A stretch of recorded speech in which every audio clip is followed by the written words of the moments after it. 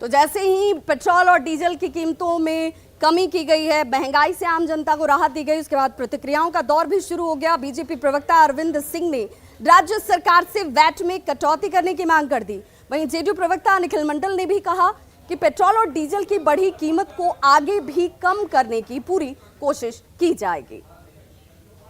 केंद्र के सरकार ने पेट्रोल डीजल के दाम में भारी कटौती करके महंगाई से देश के जनता को भारी राहत दी है।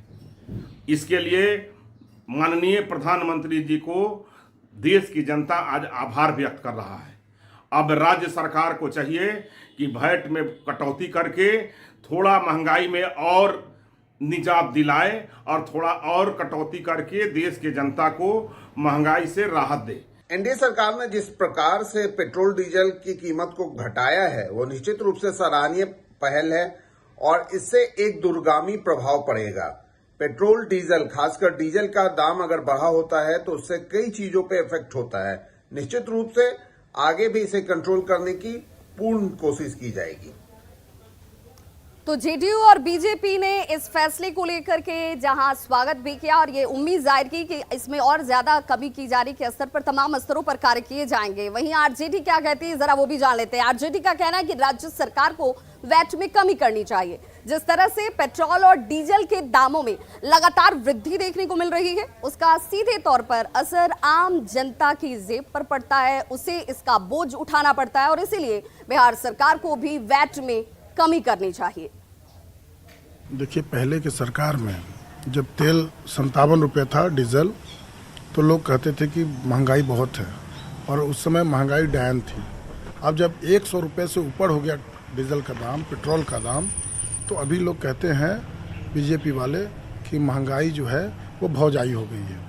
अब बताइए कि सरकार को टैक्स इतना लगा रहा है तेल में, वो तेल पर सबसे पहले तो टैक्स कम करना चाहिए। टैक्स जब तक कम नहीं करेगा तब तक आम लोगों को राहत नहीं होगा। हम सरकार से मांग करते हैं कि कम से कम 25 रुपये टैक्स कम करें।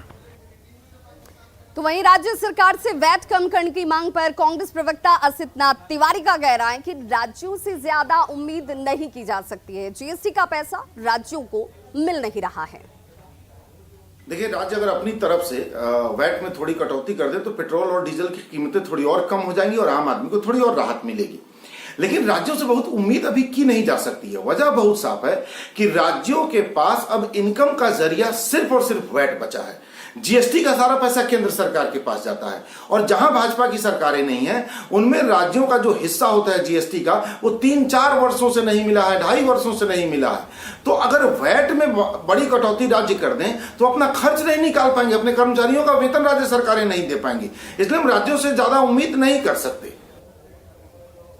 तो देखिए, आरजेडी ये कह रही है कि राज्य सरकार से बहुत ज्यादा उम्मीद नहीं की जा सकती है क्योंकि वैट जो है उसी से कमाई का जरिया राज्य सरकारों के पास इस वक्त बचा हुआ है। हालांकि आम जनता ये उम्मीद जरूर करती है राज्य सरकार से कि उसे वैट के कीमतों में कटौती करके और ज्यादा महंगाई से राहत हासिल हो सके। ज्यादा जानकारी के लिए हमारे साथ हमारे सहयोगी अमित इस वक्त सीधे लाइव जुड़ गए हैं। अमित, आपसे ही जानना चाहूंगी, राजनीतिक प्रतिक्रियाओं की बात नहीं होगी क्योंकि आम जनता से जुड़ा हुआ ये सीधा विषय। आम जनता महंगाई की मार झेल रही थी। आम जनता का ये सवाल था कि आखिर राहत उन्हें कब और कैसे मिलेगी। पेट्रोल और डीजल एक बहुत गंभीर विषय जिस पर लगातार महंगाई की वजह से लोगों के बजट पर इसका असर पड़ रहा था। अब इस राहत के साथ कितनी उम्मीद लोगों को दिख रही है, कितना असर उनके जीवन शैली पर इसका दिखने वाला है?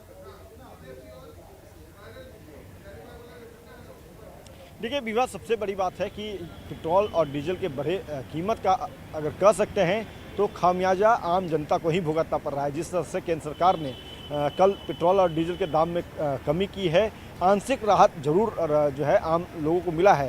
क्योंकि मैं मौजूद हूँ पेट्रोल पंप पे ही, तो अभी यहाँ पे कस्टमर्स नहीं है, लेकिन सुबह से जब कस्टमर थे तो कई कस्टमर से हमने उनका ओपिनियन लिया, बातचीत हुई। बातचीत के दौरान जो है कस्टमर्स का कहना था कि केंद्र सरकार ने थोड़ी राहत दी है, थोड़ी राहत की सांस हम लोग ले रहे हैं। राज्य सरकार को भी चाहिए कि वैट में कमी करनी चाहिए और इसी मांग के साथ लोग ये चाहते हैं कि जो वैट राज्य सरकार ले रही है उसमें कटौती करे ताकि थोड़ी राहत और मिले। बताते चले विवाह कि अभी बिहार सरकार जो है वो 23.58% वैट जो है वो पेट्रोल पे ले रही है। तो जाहिर सी बात है कि अगर इसमें कमी होती है तो थोड़ी राहत और लोगों को मिलेगी। पेट्रोल की बात करें 16.37%। अमित बिल्कुल ऐसे में ये मैं जानना चाहूंगी कि एक बार हमारे दर्शकों को ये जरूर बताइए कि इस वक्त बिहार में जो कीमत है पेट्रोल की, अब जब रात के 12 बजे के बाद से ये इफेक्टिव हुआ है तो उससे पहले क्या कीमत वसूली जा रही थी और अब कितनी राहत लोगों को हासिल हुई है?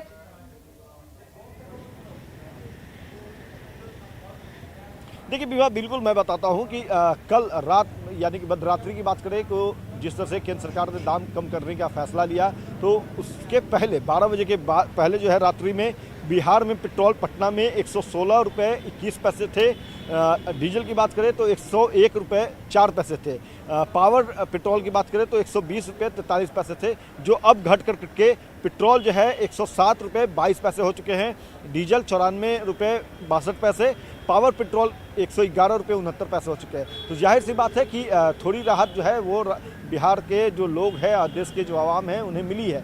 अगर राज्य सरकार जो है जो वैट ले रही है तकरीबन 23.5% कह सकते हैं, 23.58% जो है वो पेट्रोल पे वैट ले रही है। इसमें अगर आधी भी कटौती कर लेती है राज्य सरकार, 12% भी कमी करती है तो कहीं ना कहीं 10 रुपये के आसपास जो है पेट्रोल के दाम नीचे आ जाएंगे बिहार में, जो बिहार के लोगों के लिए बड़ी ही राहत की बात होगी। अगर डीजल की बात करें तो 16.37% जो है वैट बिहार सरकार वसूल रही है। अगर इसको भी हम देख ले तो अगर इसे 8% के आसपास में कम कर देती है तो जाहिर सी बात है कि 4.5-5 रुपये और कम हो जाएंगे। तो इससे समझ सकती हैं कि जो महंगाई है, जिस तरह से पेट्रोल और डीजल के दाम आसमान छू रहे थे, केंद्र सरकार ने अपनी तरफ से एक कदम बढ़ाया, एक कदम राज्य सरकार को भी बढ़ानी चाहिए। बिल्कुल, केंद्रीय वित्त मंत्री निर्मला सीतारमण ने इसीलिए ये कोट करते हुए कहा कि अब राज्य सरकारों को भी अपनी भूमिका, अपनी जिम्मेदारियों को बड़ी गंभीरता से निभाने की जरूरत है। वैट की दरों में अगर राज्य सरकारें अपने अंश को कम करती हैं तो ये राहत सीधे तौर पर जनता को मिलेगी, वहां स्टेट लेवल पर आम लोगों को ये राहत हासिल हो जाएगी।